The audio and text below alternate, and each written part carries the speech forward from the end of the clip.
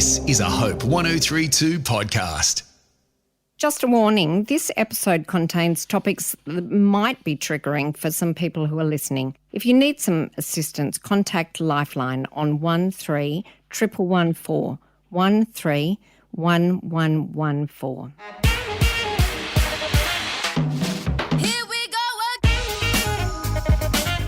To She Wasn't Born Yesterday for women who are 40 plus fabulous by the Empty Nest Chicks. I'm Janet Evans, ex-M&T Saatchi advertising creative, who have won numerous radio and TV awards. Not that that'll affect us because we're doing a podcast. And I'm Dr. Amelia Haynes, who has been a medical doctor for 30 years and specialising in sexual health and mental health and relationships, and I'm generally a very useful human being. Well, we'll find out about that, but we are here to work together. People tell me on good authority that I am. Really? Yes, well, they never say that to me, so I think we're the perfect hosts for She Wasn't Born Yesterday.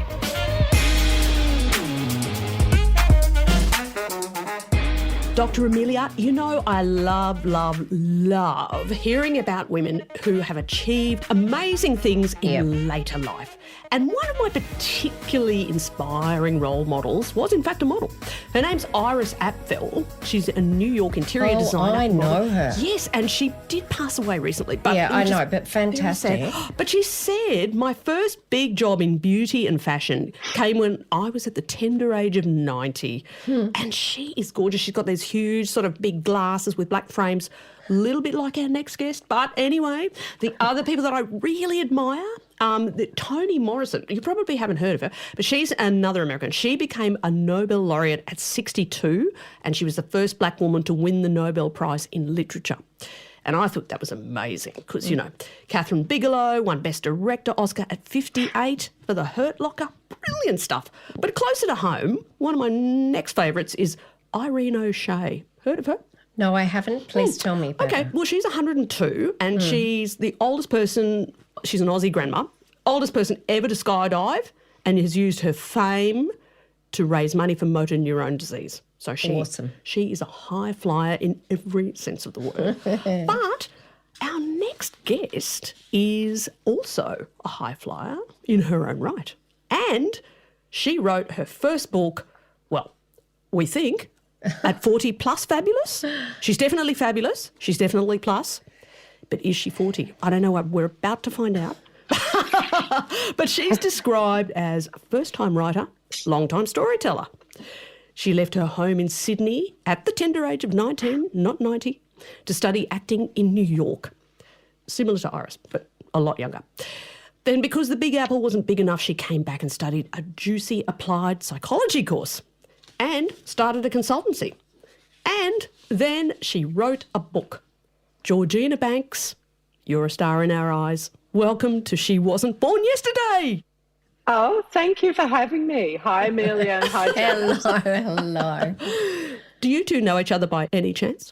We do, yes, we do. This is a disclaimer. It's like we have to disclose this, that actually Georgina and I have known one another since we were 12. And yes, I happen to know this particular thing that we're going to talk about with Georgina. But my feeling is everyone you just mentioned, Janet, they're magnificent and they're great stories and I'm delighted for all of that. But what Georgina did is something perhaps we all can do. Which is one of the things I like about it. Not write books. I personally, I know I wrote with you, but you wrote most of it. You know what I'd like to do, which actually I think both of you do know, I really should have done costume design rather than medicine. I really should have. And I would love to be costume designer to the Australian Ballet and opera and Mick Jagger as well. Like that would have actually been better. So you might see that happen in the next few years. You might. Gorgeous. It's not too late. I know. You're not 90 yet. You're only in your 80s. So exactly. But let's talk about Georgina and her little pivot. Okay. Well, can I just, I just like to bask in the company of all those great women that you mentioned, Iris and Toni. And yes, I do have my big square-rimmed navy blue glasses on, in fact. And I could tell you lots of stories about Amelia when we were 12, but I will refrain from that at the moment. Thank you. Just to say, I thought your alternate career was stand-up comedy, Amelia. Oh, yes. No, Not there's being that as well. No, I have done that as well. I do quite like that. But gorgeous, tell us about what you did. You wrote a book and it's called Back to Bangka, Searching for the Truth About a Wartime Massacre. I mean, that sounds a bit like a rom-com. Am I right? Well, yes, it is just a light story, but I like to think of it as an intense and important family and Australian piece of history. So I'll tell you what it's about. Basically, it is the story of my great-aunt Bud, who was this, sassy 27-year-old from a tiny little place in country Victoria with a very kooky sense of humour, who signed up as an army nurse in World War II for what she considered was the chance of a lifetime. But little over a year later, she ended up dead on a remote beach, yes, on Bangka Island in Indonesia, alongside 21 other Australian army nurses.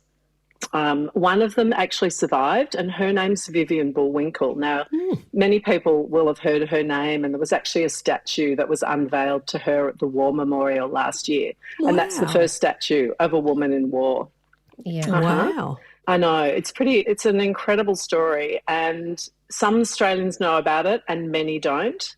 But in my family, no one ever spoke about Bud. And my grandmother, Jean, when she was alive, she never mentioned her name. So when suddenly I get this invitation 75 years later, would I like to go to the memorial service to be held on the actual beach where they died? And I just couldn't get over that. So I accepted, mainly out of curiosity at the time. And I went and I retraced Bud's steps with other family members and really sort of, finished the family memorialising. And then when I came home, the whole story started to unravel because I was faced with these harrowing claims in the media.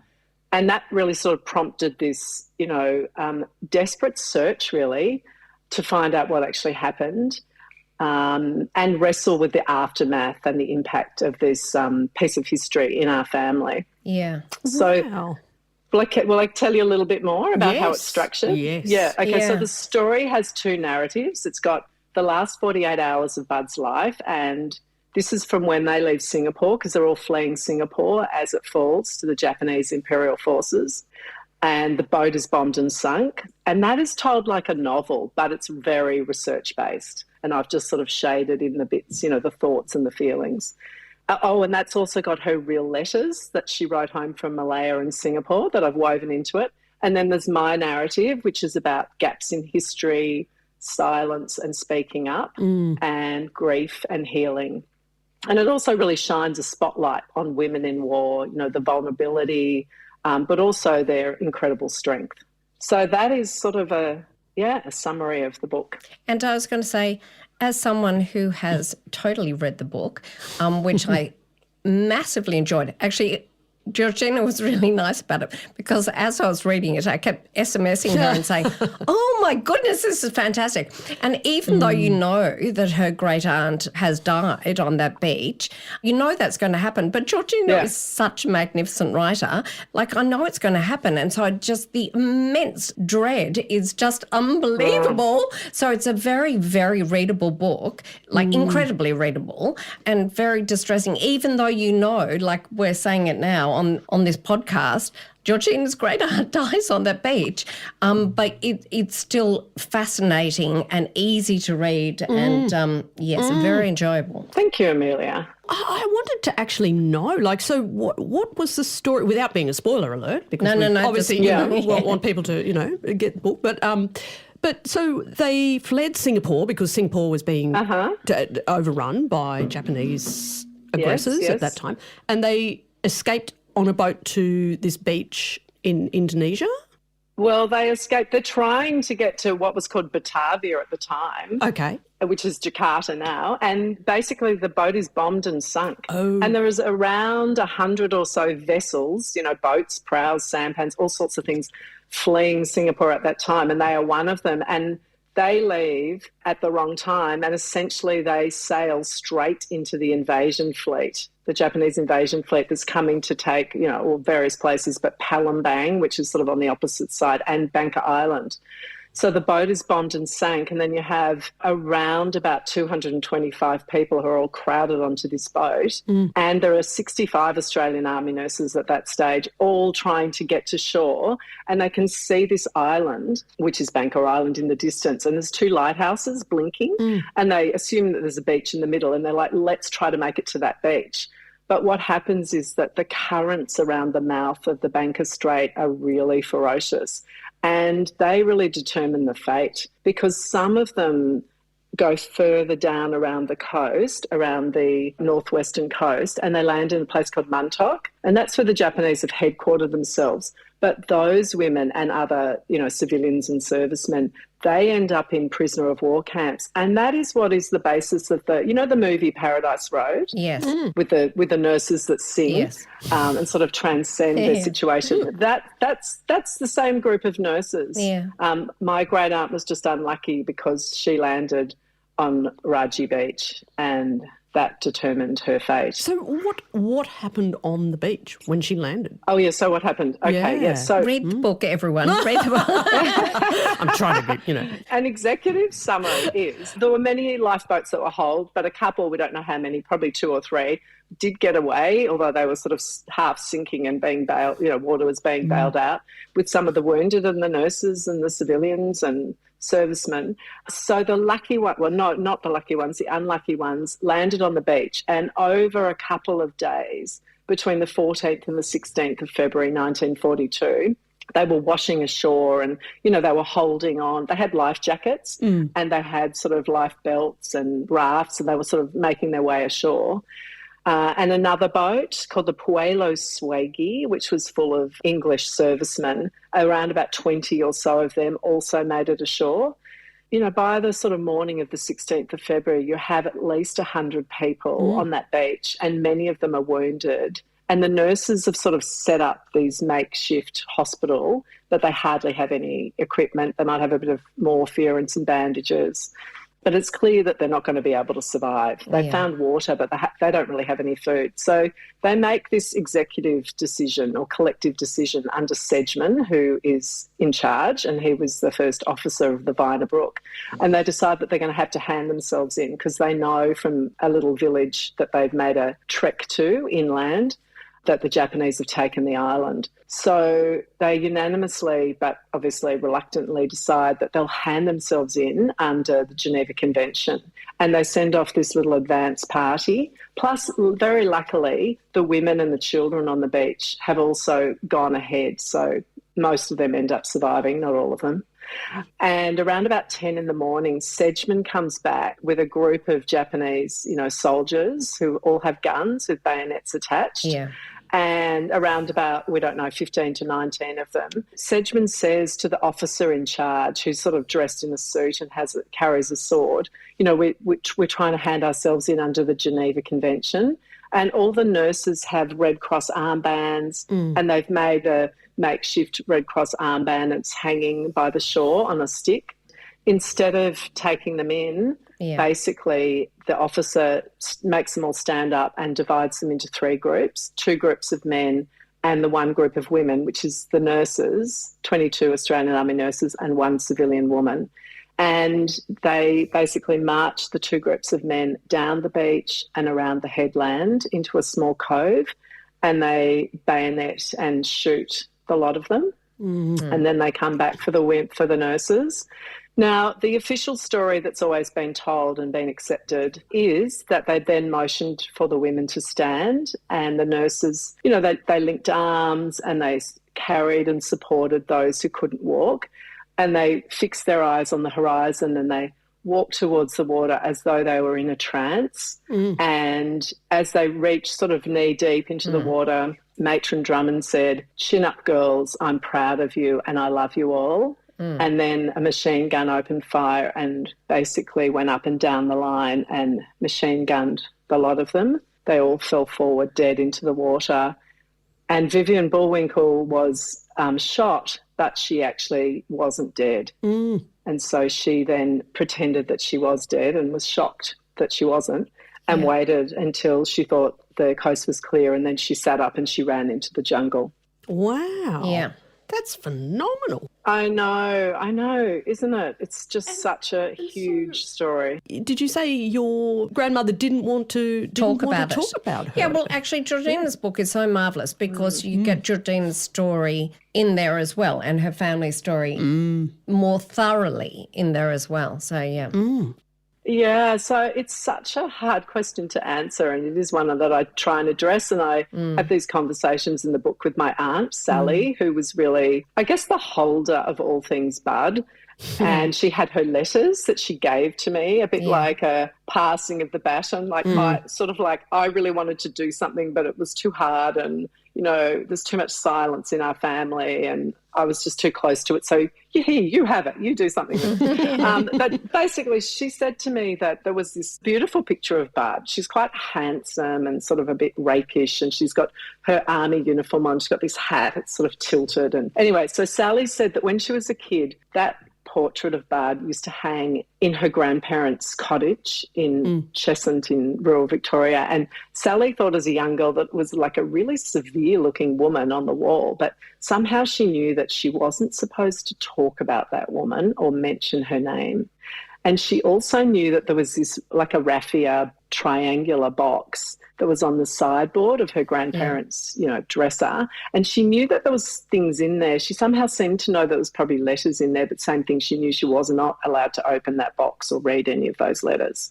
So I think that essentially it was just terrible grief and a concept from my other kind of professional hat that I put on now of ambiguous loss. I'm sure you know about this, Amelia. Yeah. Ambiguous loss. No, tell us about ambiguous loss. It's ambiguous to me. Well, let's bring it out of being ambiguous. So ambiguous loss is this concept of a loss that cannot find any closure, and it sort of freezes the natural grief process, and also often freezes the family processes. So an example of ambiguous loss is in a war where there's no body. So there's no sort of tangible evidence of that death or finality, and it keeps things suspended. And I think that's what happened because of this series of telegrams that were sent home, that my great-grandmother and therefore my grandmother really never gave up hope that Bud might return. Oh, Yeah. I see. Okay. Like a classic kind of missing person kind of case. But, Georgina, what really inspired you to write this? What was behind that? That's such a good question. So, because I didn't really know much about it, and I did know a tiny bit about it. I mean, when I say no one ever spoke about it, my father, when I invited him to come, said, no, I don't want to open old wounds. But he would talk about it a little bit. So I was inspired because I got this invitation. I got an email, out of the blue saying, would you like to come to this 75th memorial service? And I just couldn't believe that this person, Michael Pether, who called himself an amateur historian, had actually found me. I was going to say, how did he find you? Like, how did you even get the original email? I'd written a blog for work for my consulting business, and it was about resilience and my grandmother, Jean. I'd mentioned my great aunt, and her real name is Dorothy Gwendolyn Howard Elms, which I just love that name. It's just such a beautiful, old-fashioned name. And I'd only mentioned her name once in this blog, and I posted it on LinkedIn. And so I can only assume Michael had a Google alert out on me. So I just felt, in the beginning, to me, it was like, oh, this is an adventure, a bit like Bud responding. But actually at the same time, when you get those sort of like spidery, tingly sensations of, oh, there's something here. Yes. Looking back, I did also have that sense that there's something here, and I just felt compelled to write this story. I couldn't have articulated this at the time, but there's something wanted to come out in our family, and that it was an important story to tell. But that came over time. Yeah, from getting that email from that man to being published, how long have you been at this story? Oh, well, a long time. Yeah. 4.5 years. Yeah. So it's not an easy or a short undertaking. And you did a lot of research. Oh, like, yeah. you know, you talk about it in the book, like you actually went to the libraries and actually tried to delve into any records that were held and so on. Like anyone who's thinking out there that they'd love to write a family historical thing, like it took you a long time. Oh, yeah. I mean, luckily for me, all the records, because this was a war crime, obviously. It went to the Tokyo War Crimes Tribunal where Vivian testified in 1946. So there are lots of records, you know, formal government records of those investigations. And they are held mainly at the National Archives in Melbourne. And I happen to live in Melbourne. So that was a great gift. Yes. As well as some at the War Memorial. So I spent weeks and weeks at the archives in Melbourne, and I've spent a week at the War Memorial. And then I've also, there's so many newspaper articles written about it, other books, etc.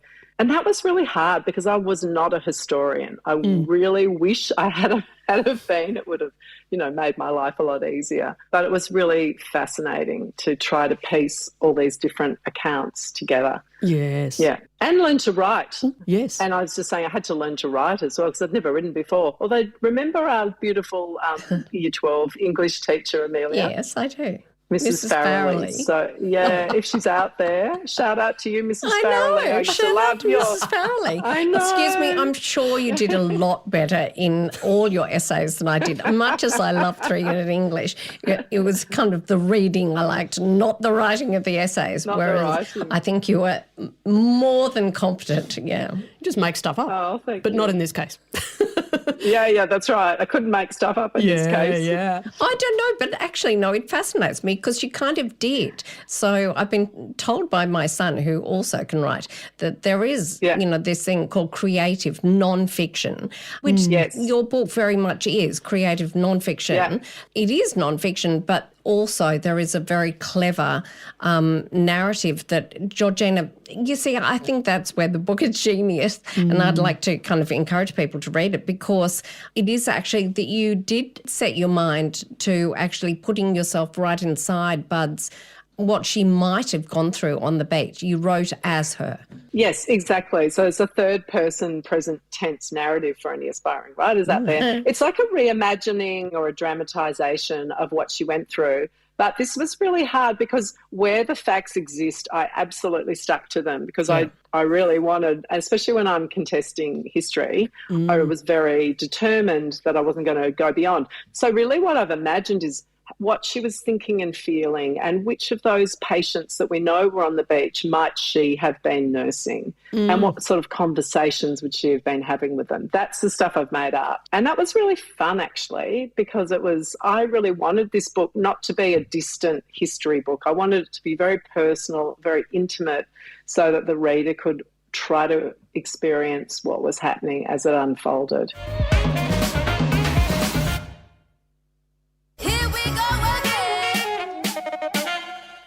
Writing it, Georgina, what effect did writing the book have on you and on your relationships with some of the other women in your family? Has it changed you at all? And also, actually, your father. Oh, yes. Yeah. Right. Has it changed? Okay, so a few questions there. So the relationships, I think our family is very stoic, overly stoic, I would say. Like stoicism is a good thing. You know, obviously my grandmother, she had to be stoic. She also lost her husband in traumatic circumstances, which I think is another reason why there was this terrible grief in our family. But the stoic part of our family that sometimes doesn't admit vulnerability or doesn't have some of those conversations, I think kind of lifting the lid on that has maybe repaired some of that.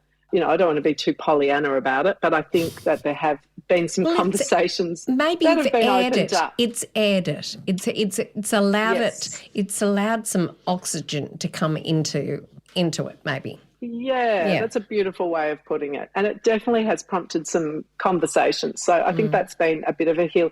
For my Aunt Sally, she said to me, "Thank you for going, George. Now I feel some peace about this and I can put it to rest." It was always this thing that happened over there somewhere, but no one knew where it was. So that was very moving to me to hear her saying that. And my father actually said, well, I gave him the manuscript to read because I really wanted his blessing. I didn't want him to be unhappy and I would have changed, would have left stuff out if he was really unhappy with it. And I sort of dropped the manuscript on the door when I knew I was going to get published, and then ran away. And he loves reading. I mean, he and my mum have both given me the gift of love of reading.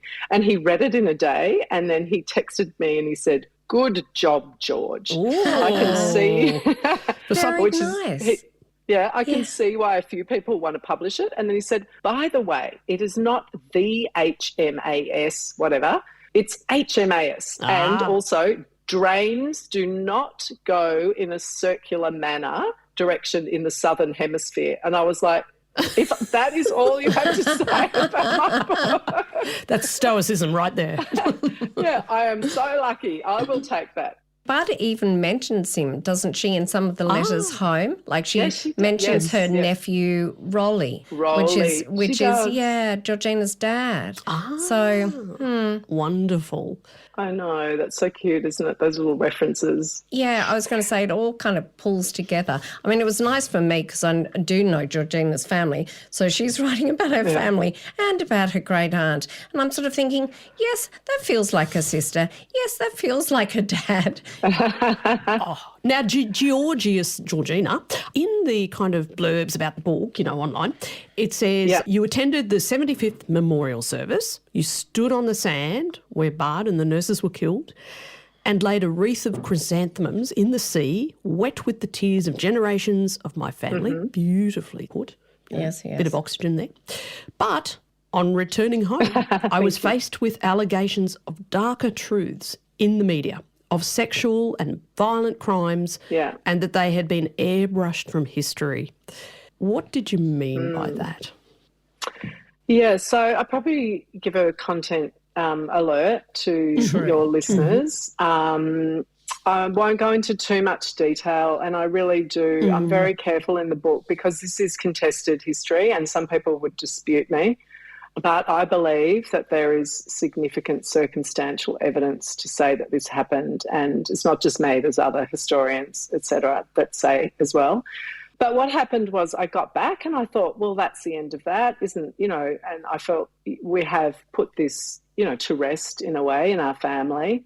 But then I got home and there was an article in an online publication called The Independent Online, and a journalist and ethicist called Tess Lawrence had published an article a few days after the 75th memorial service saying that she had met Vivian Bullwinkle, the sole female survivor. There were a couple of male survivors, a couple of times when she was alive. She died in 2000. And she said that Vivian had confided in her. She thought it was probably at the Windsor Hotel in Melbourne, that there were two things that she was keeping secret for the time being, but she said she was going to speak publicly about both. Now, she actually never did.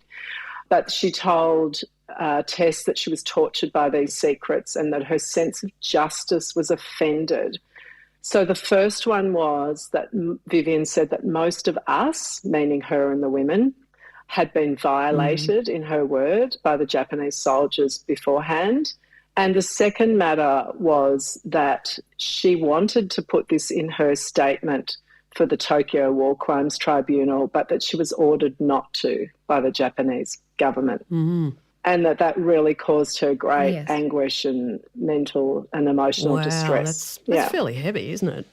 It's very heavy. Yeah, and you basically spend the last, almost third of the book actually very, very, very carefully talking about all of that possibility, but it's not being confirmed, and you were very cautious and careful. Yeah, and looking into all the documents and all the slightly differing narratives and the gaps and the things that don't add up, and what the witnesses who come in the days after and walk the beach and see the bodies, and then also another woman came out later in the prologue of my book, and pretty much confirmed also that Vivian had also confided in her, a woman called Patricia Hinks. So there's so much detail in the book. I can't go into it all now and do it justice, but really it did really prompt this sort of anguish in me, and I felt very determined to find out what happened, because I really felt this I don't know, almost like a sense of justice, I would say, to speak up on my great aunt's behalf, especially in the moment that we're in at the moment with, truth telling around our own history, thinking about what we did to Indigenous people, and also the whole Me Too movement, and speaking up about especially sexual violence and obviously sexual violence in war in this case. Actually, that made me, when I was reading the book too, and at times I'm sure Janet feels like this about me too, that because I'm largely a sex therapist, it's like I've almost lost perspective on things like rape. I'm not saying that rape's not bad. I think it's, terrible, appalling, terrible. But I've become kind of blunted to its effect. But I could tell with Georgina when I was reading it that she really felt the full effect that it has on a lot of people. Because I was boggling and thinking, one, why wouldn't the woman who survived speak about it? And two, why would the war crimes people not talk about it? They talk about the deaths, but they wouldn't talk about the possibility of rape. Why would there be this sort of silence around rape? The airbrushing. So Georgina's a psychologist as well. So Georgina, speak to this. Speak to this. So, well, at the time it was considered a fate worse than death, and that's quite a significantly different attitude from today. And, of course, Vivian survived and the other women in the camps, not all of them survived, but quite a few of them survived. So there were implications for them in terms of their reputations and going on living. Right. So I think it's partly that. I mean, the reason that Vivian later told Patricia Hinks, who is the major that she also confided in later in around about 1991, was that the reason that the government sanctioned her was because they wanted to protect the relatives. Now, I think that's true, and I think that's not the only answer. I think at the time they wanted to protect the relatives. I mean, obviously they couldn't control the fact that the nurses had been murdered because that was out there, but they could sort of keep this. But then later on, because Vivian tried again, she told Patricia Hinks to get her story out when she had a biography written about her by Norman Manners, and Manners was ex-army. Yes. And she told Patricia Hinks that she was trying to get the full truth out, but that Manners wanted to flower it up because to protect the relatives, but also because the truth was too political. Yeah. So if you think about it, by 1991, actually what happens in 1991 is the first comfort woman, Korean comfort woman, speaks out about the widespread bureaucratised and systematic sexual enslavement, basically, of mainly Korean women, but other Southeast Asian women as well. So then that becomes tricky at that point for the Australian government if Australian women are also speaking out about it, because it's, about our relationship with Japan, who by this stage are obviously our ally, our trading partner. So there's economic and political reasons as well, I believe. Gee, wow. Actually, it's fascinating. And I'm just going to share a personal story, which I don't think I've ever told Georgina before either. Exciting. I know. Oh, my gosh. It's hot off the press here. So my father, who was quite old when he had me, fought in the Korean War and then went to Japan for 5 years, like 5 years. That's a long time, as an army officer. And he reported to my mother, who he wasn't married to at that time, the general men that he was there with, the other servicemen, indeed would take advantage of the Japanese women who came in to clean their service houses where they were, looked after. I know. I can see Georgina going, So this is like the reverse. So the Australians would take advantage of those women, and actually the mothers of the women who looked after my father's quarters would often give him presents. But, I mean, we can't stretch it too far and say it's this. But indeed, my father, who was a very staunch Christian, in no way would ever consider take advantage of any woman of any nationality, just no woman at all, thank you very much. And the women would bring him presents to thank him for his good behaviour to their daughters and so on and so forth. So that's just another random story from the time. Oh, that's really interesting. And a friend of mine, Yuki Tanaka, who's a Japanese war crimes academic, has recently written a book called Entwined Atrocities, which is talking about the interrelationship between Japan and the USA and, you know, why some of the Japanese not necessarily taking responsibility in an ongoing way for their war crimes, but how that's entwined with, you know, the war crime of Hiroshima and Nagasaki, etc. But in it, he does talk about instances of Allied troops and Australians doing that, you know, taking advantage of, well, raping, I should use the proper word, Japanese women. He's been really criticised for it. So thank you for telling that story, about that. So I think if we pull back on it, we have to acknowledge it's a widespread issue, and every country has to be responsible for the specifics of what they've committed. Yeah, and possibly every man has to be responsible for the way that they chose to behave. Absolutely, absolutely. I wonder if it was it a personal choice, or was it part of their sort of remit as, you know, aggressors, or, you know, we are the invaders, we are the force, you know, it's part of our job to belittle and use people. Humiliate people. It's used as a weapon of war. I mean, there's an Australian academic who's written a book called Rape, Loot, Pillage, Sarah Meager. I don't know exactly how to pronounce her name, but she talks about it as, you know, I guess being a patriarchal structure and in war, often used as a systematic weapon of war. And this instance in World War II by the Japanese forces is one of the worst examples of that in terms of the nature of how widespread and organised and systematised it was, especially with the comfort women in quotes.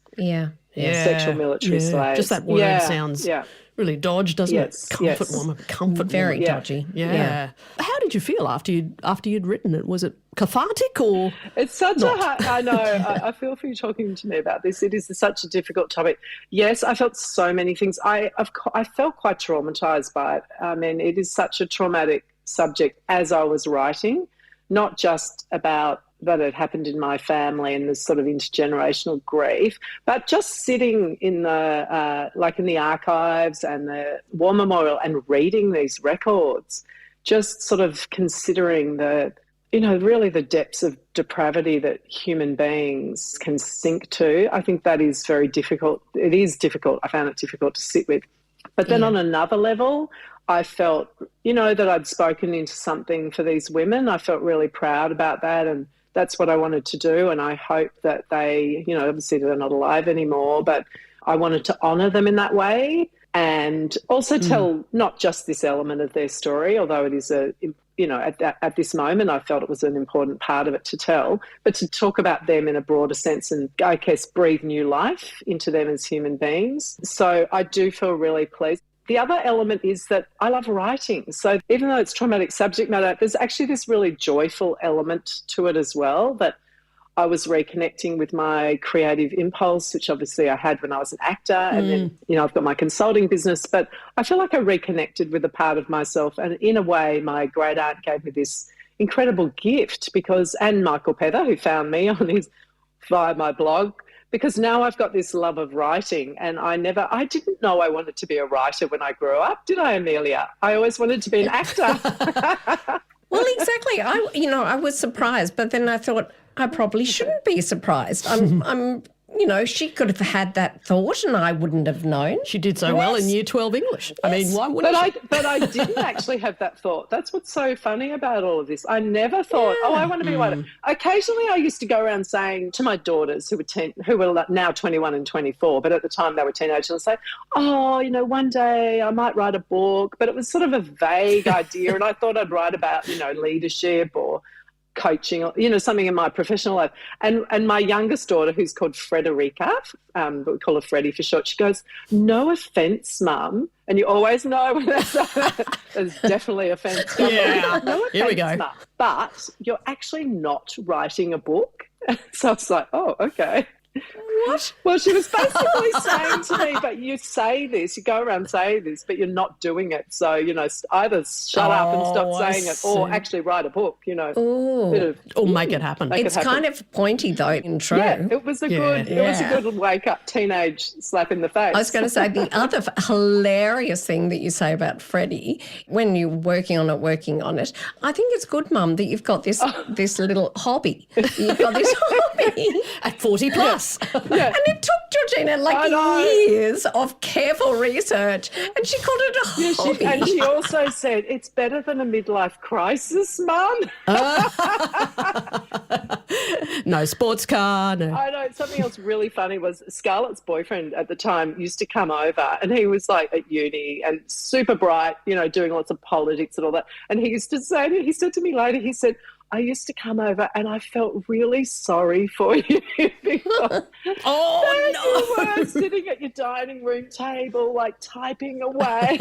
And he goes, I thought to myself, there's no way she's ever going to get this published. So isn't that funny? Oh, it's great to have the support of your family, isn't it? I tell you who really supported me, my husband, Kingsley. Oh, he always he's a lovely thought man. I could do this. He was amazing, actually. He really believed in me when I didn't necessarily know if I could get it published or not. Yeah. There's this isn't a story about women 40 plus, but I was going to say there's the writer of a series of unfortunate events. I once saw a little snippet of him being interviewed, and he said, like, about lovely Mrs. Farrelly, but he was talking about his teacher who said that he was a bit hopeless or he'd done something badly or something, and he said, and look at me now, Mrs. you know, whatever. Look at me now, as he's got kind of worldwide mastery and success. It's whatever motivates you, I reckon. Exactly. You know, just take it there. I want to know, what are the next 40 years going to hold for you in terms of pursuing new passions and hobbies, now that we know it's just a hobby? Have you got another book in you? Definitely got another book in me. I want to write, yes, so in my mind, I'm definitely writing another book, probably take me 5 years. Maybe I can do it faster this time, I don't know, maybe 3 to 5 years.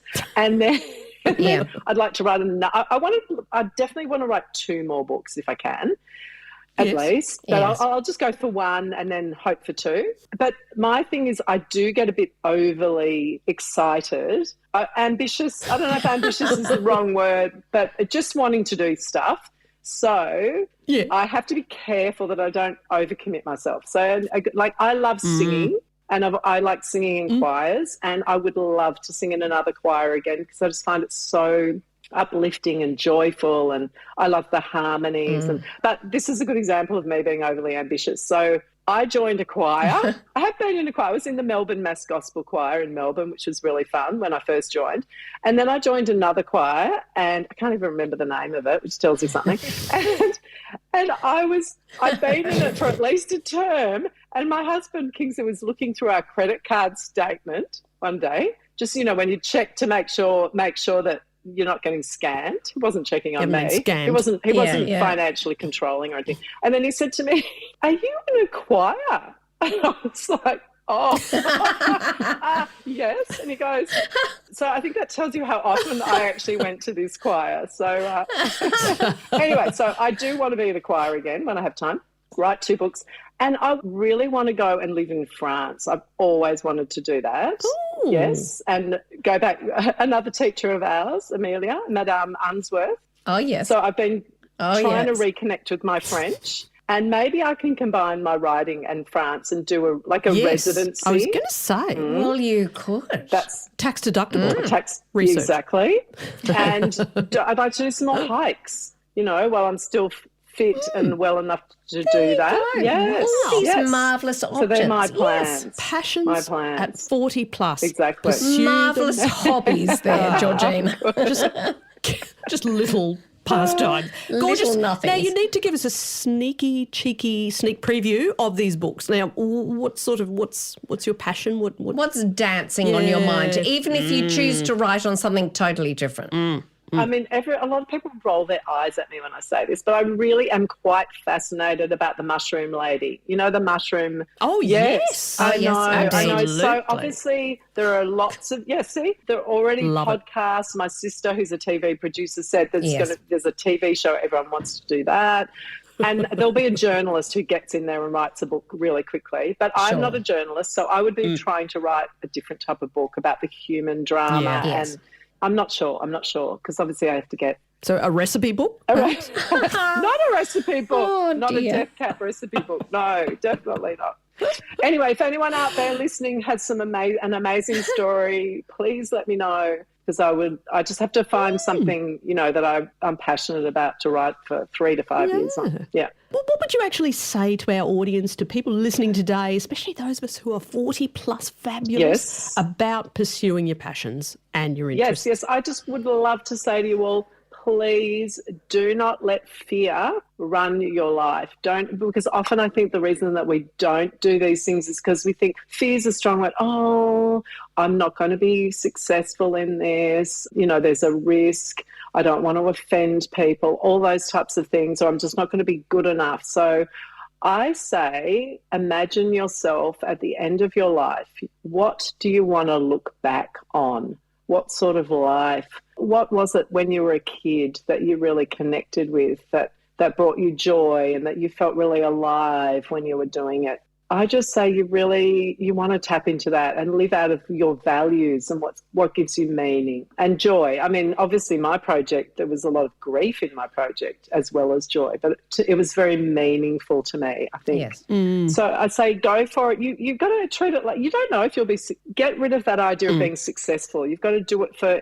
Actually, one of the things I remember about you, Georgina, when you were studying acting, is you talked about the fact that they told you as a student to punch the critic inside your head. Punch the critic. And I was going to say, this sounds along the same lines. Like, don't listen to the critic inside your head who's saying to you, don't do this thing. Don't try to write and find out that you're going to be humiliating yourself. Punch that critic who's talking to you inside your head.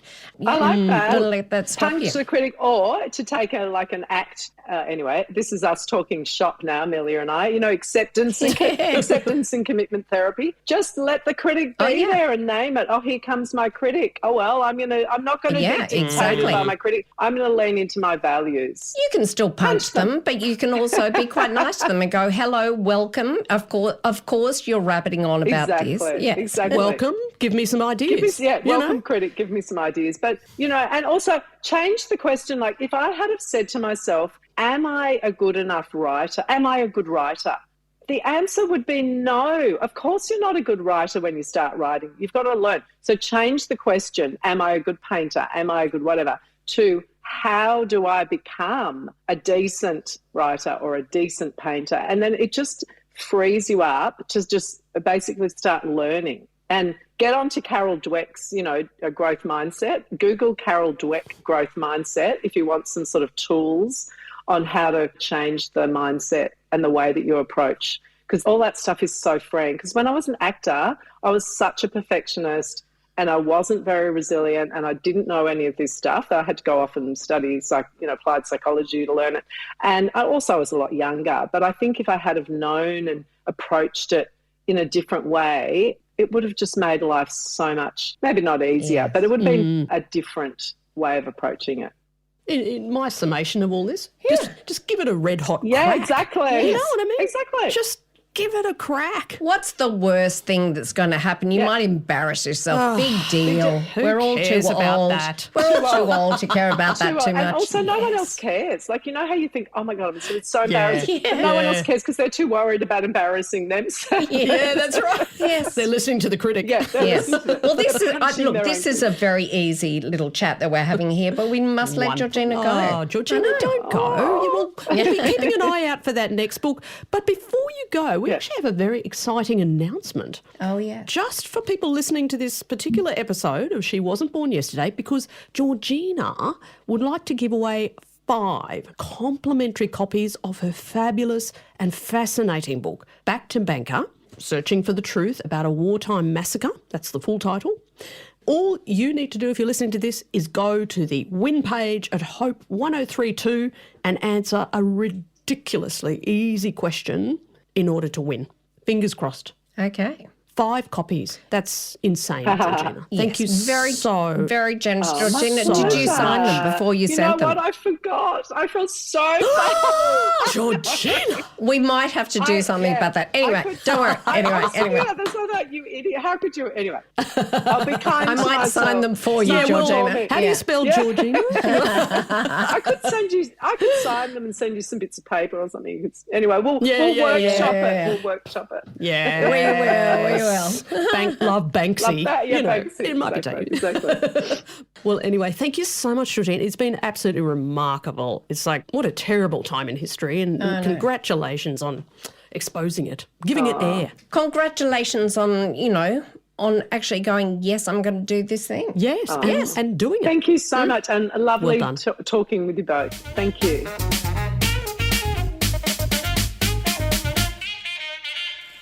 Gorgi, we hope you enjoyed this episode, but we'd love to get to know you better and share more about our lives, what we get up to, what you get up to, and some insider goss and cheeky sneak peeks.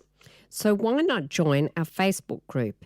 It's called She Wasn't Born Yesterday, for lots of little extras. Your chance to comment, make suggestions, tell us if there's a topic you'd like us to talk about. Or just to say g'day.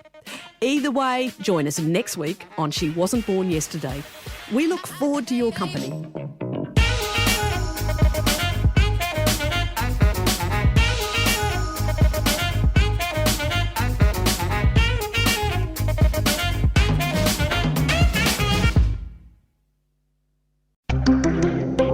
Hope 103.2. Thanks for listening.